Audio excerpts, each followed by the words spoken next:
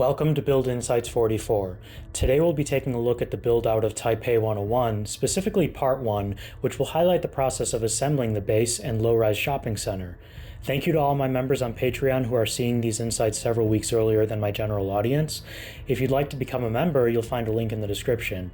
So without further ado, let's get into it.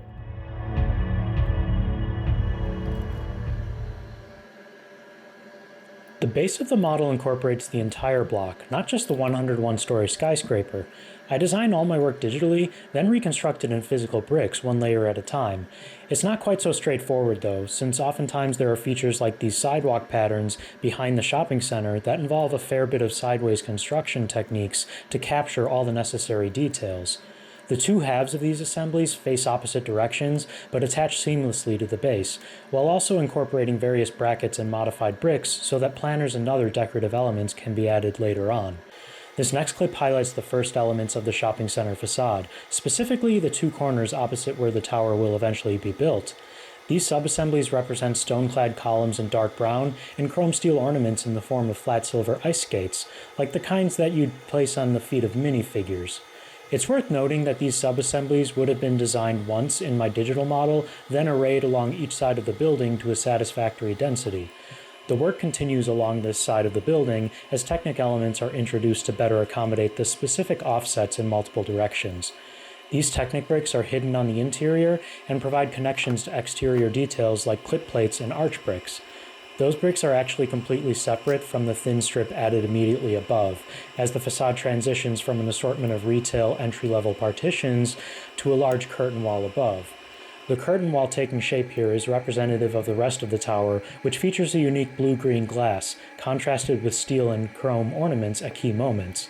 I've used a combination of sand green and transparent light blue elements for most of the glazing, and hundreds of custom metallic silver elements for the ornaments.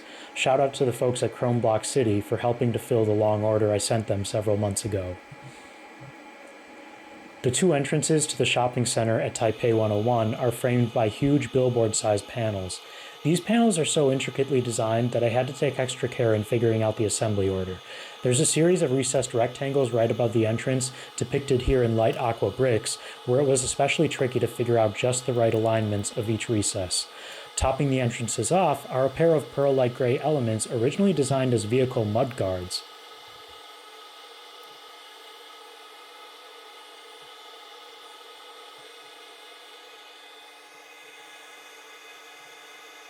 The shopping mall at Taipei 101 features an atrium at the center, which is topped off by a cascading roof. The roof is rotated 45 degrees and fits neatly in line with the corner opposite the tower. It was designed as a separate sub-assembly, which is attached to the building by a single turntable element, as well as two other studs which coincided with the overlaid grids.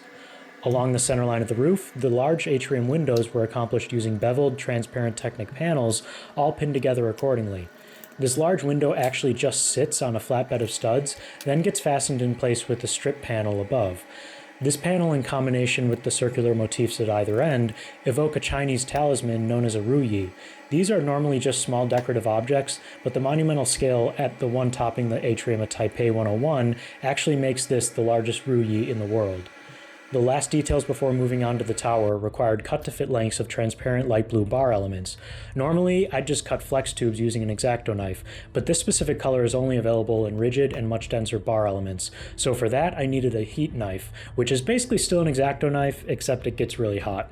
The cuts were a little bit rough, but nothing I couldn't resolve with some light sanding. Oh, and be sure to use a fume extractor if you do this.